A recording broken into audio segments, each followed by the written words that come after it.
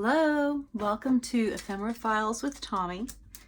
This is the first time I've done a video like this. I don't know that I want to call it a haul, but it might be considered that. It's more of a look what you can find when you look in unexpected places, when you open things up as you're shopping, and when you take the time to sit on the floor and sort through a basket of things. I found these items in this bag at a place called Pump House Antiques that is here in central Indiana. It was the first time I had been to that store. I had been past it a few times, but I had never stopped in. So I finally did, and I found things that I didn't even know I wanted. Isn't that how it usually goes when we go shopping and we just find these perfect little things that we didn't know we needed until we saw them, and then we knew we needed them. So I have a few things in this bag that I want to show you, and I'm going to tell you how much I paid for them, and I am going to tell you some of the things that I know about each item and ways that they can be used, and just different things that interested me about them. And I am doing this video because this bag has been sitting in my studio floor for about 2 or 3 weeks now, because I kept putting off if I wanted to do this video or not. But I need to clean my studio, so I had to make a decision. I decided that I wanted to share this, so here we go. I'm going to move the bag out of the way.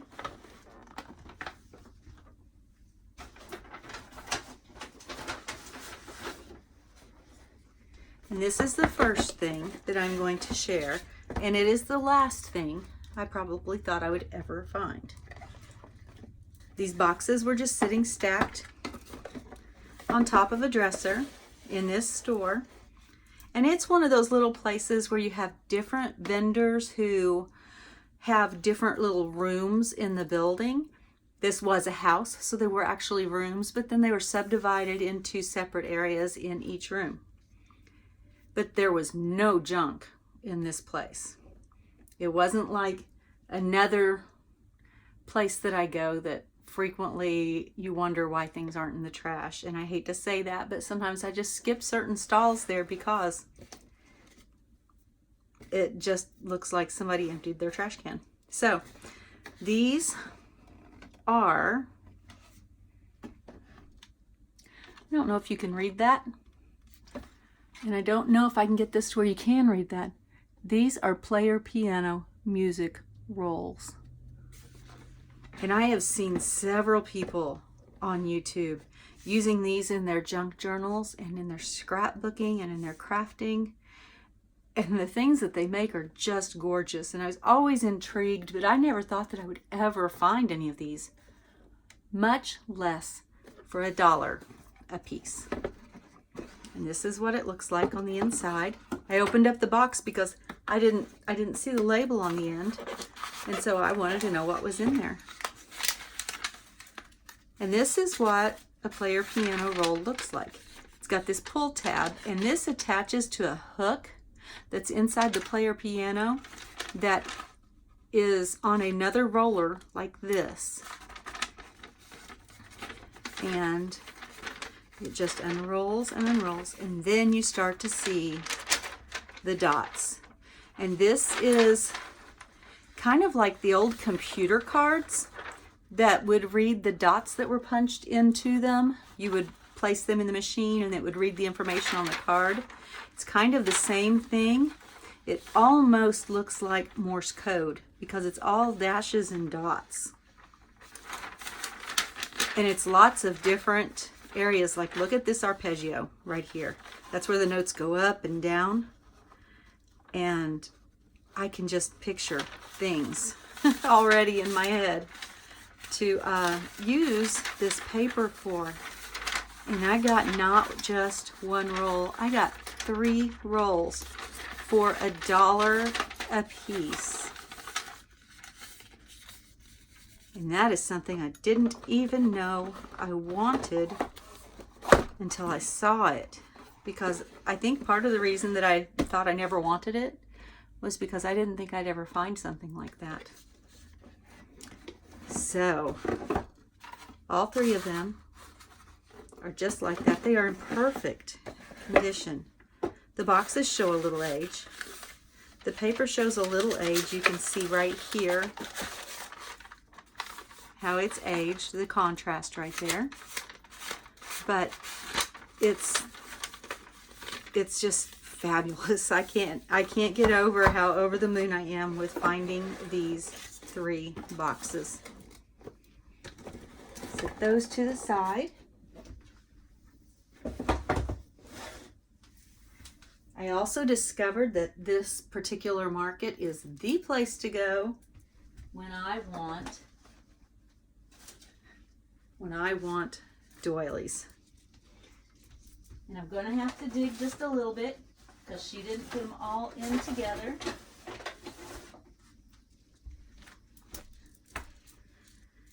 Most of these were $1 a piece. Some were 50 cents. And I love cutting off the embroidery or even using entire pieces in my junk journals. They make lovely pockets and pages. Look at this delicate little blue hanky. Kind of reminds me of a christening type hanky. And I got all of these lovely, lovely items.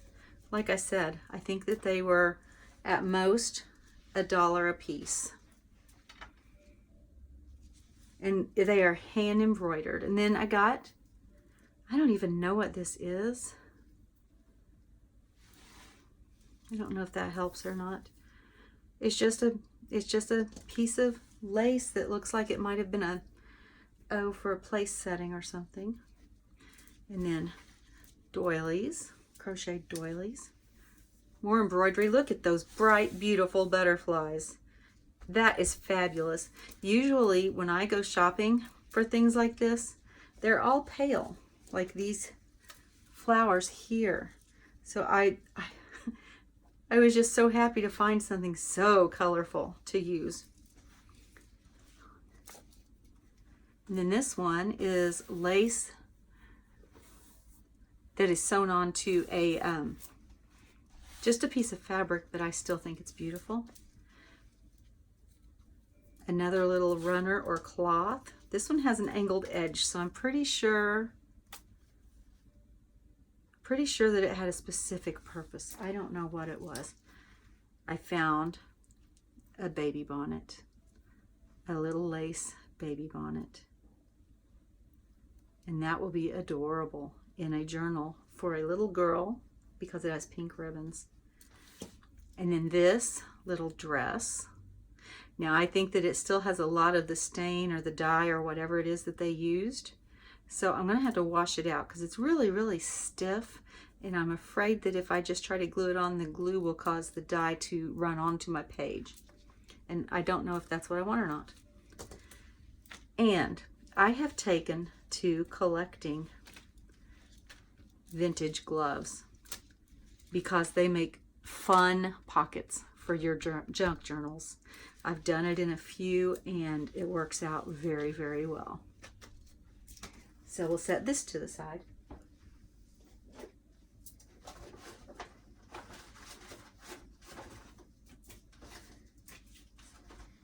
She didn't quite put them in a bag in the order that I had things stacked.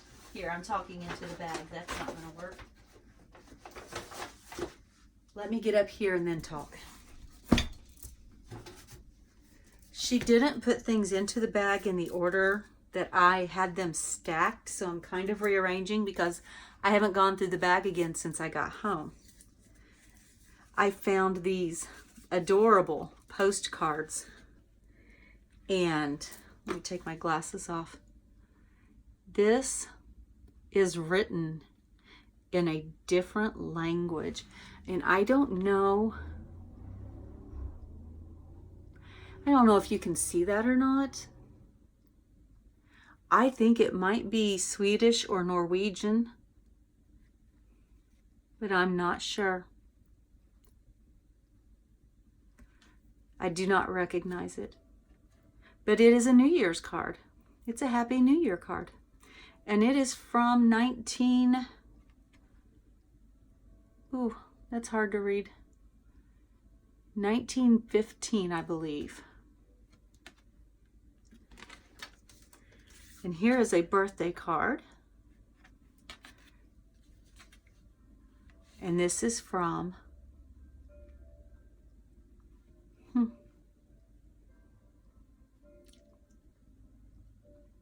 I don't see a year on it, but it is old. I'll have to look a little closer and see if I can decipher a year. Oh, there it is, 1926. And then here is another New Year's card, and it's embossed. It's from 1909, obviously.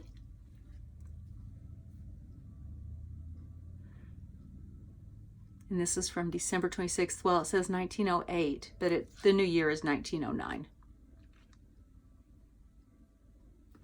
And this is actually from the same person as the first card, only this one is in English. But I thought those were really cool. And I got those for, I think, $2 a piece, which I still thought was a deal because they're really, really old. And I think that the one that's in the different language, which, like I said, I am pretty sure that it is Norwegian. I have a friend who can read different languages, and I'll have to check with her. I did get 2 books, although I have this amazingly ridiculous large collection of books. This is called The Princess of the Rebels. And I loved the cover. And look, it's already separated for me, so I could use the cover for something else. And this belonged to Agnes Faust of Peoria, Illinois. So, Agnes, or your family if you're watching, I have your book and I love it. But look, it is completely and totally coming apart. And this book was written in, or published in, let's see, it was received in 1911, December 25th, so it was a Christmas present for someone. And I'm going to pick up this section because I cannot find the year just right off the bat, because I do not have my reading glasses on. 1910. And it is written by L.T. Mead. And it has these little book plates, and it has some underlining and some notes that whomever had the book at that time, look, it's crumbling, whoever had the book at that time thought were important things. And then there's a little scribble, and I think somebody's child got a hold of that. But I love that. And then I got this Yearbook of Agriculture from 1926, because it has all of these pictures and drawings and maps and charts, and it had this. This is from the Congress of the United States House of Representatives to Richard Wilson of Jamestown, Indiana, from 1928.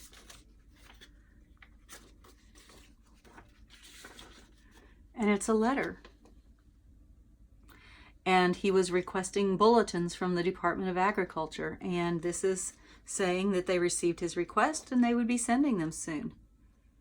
And I think this is fantastic. I just love it. And I think that I'm going to flip through because I think that there was another letter in this book as well.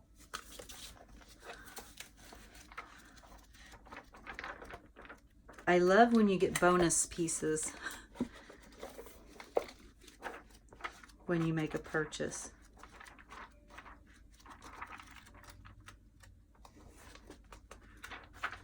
And does anybody else love the smell of old books? As I'm flipping through here, it is just wafting.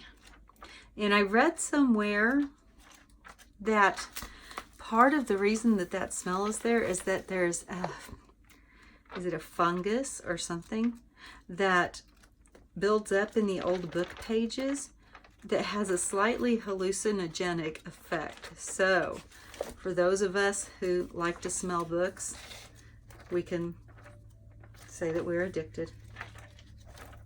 Okay, that must have been the only letter in there. But I was happy to find that too, especially since I'm getting ready to make a journal in memory of my grandfathers.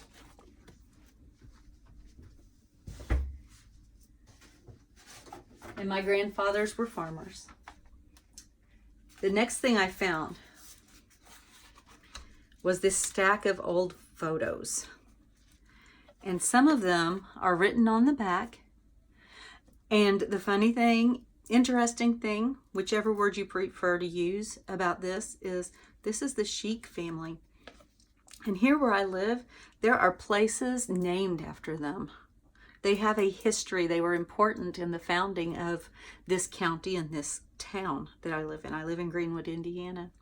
And look, there's the 4 Sheik brothers. This one doesn't have a name, but I think he looks like, well, no, he doesn't now that I put it closer. So this is another person, most likely. I love these old pictures, though. This one's from Pulaski, Tennessee. So I don't think he's from the same family, although he might be.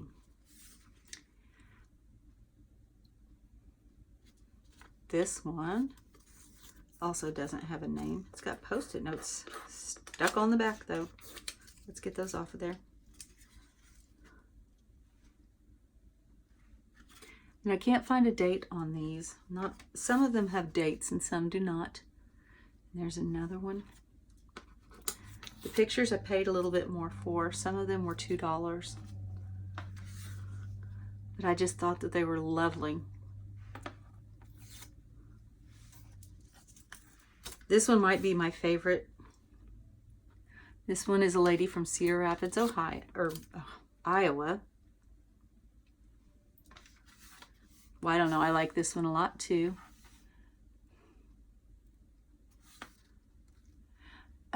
This is Ada Smith Ward, Cliff's cousin, whoever Cliff is.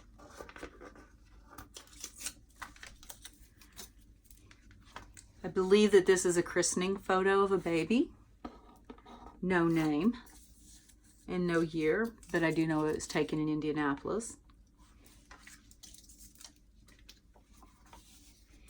I have a feeling all of these photos are going to be of the same family, though, because they were all in the same bin in the same booth. That's lovely. No name, no date. If anybody knows how to find out how old a photo is, especially these old ones, to figure out. This is Uncle George Sheik, and that is the gentleman I was telling you about that was so important in the founding of this area that I live in. I thought those were just cool. And then the last thing that I got was this old photo book. And it is old. Always open up photo albums. If you're at Goodwill, if you're at the Salvation Army, if you're at a thrift store, at a yard sale, an estate sale, because you may find things inside that are very, very interesting. Like these old photos here. Somebody didn't want the photos anymore, and I am more than happy to take them. These are adorable. They're just so cute. I believe this may have been somebody's wedding.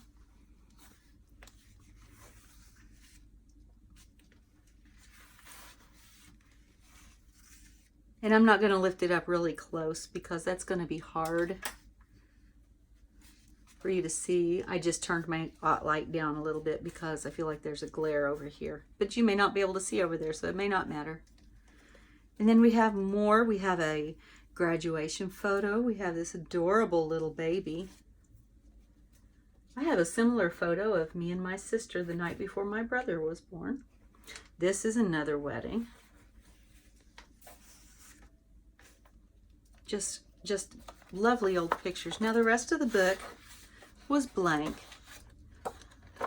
but these can also be used.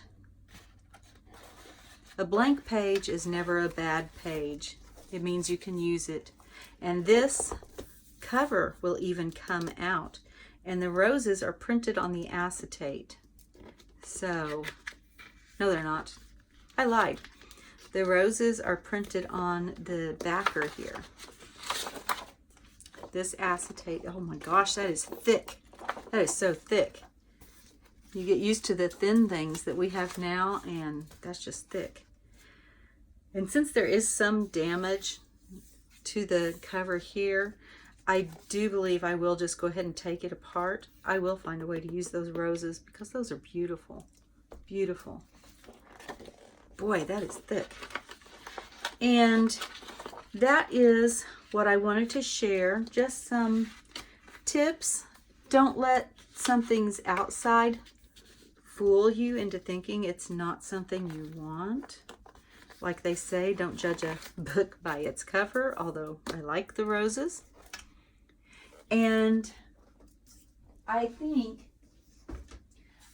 part of the reason that I like going shopping in places like that is I feel like it's kind of a rescue mission or a redemption mission. Nothing is ever too far gone that it can't be used. And that goes for people too.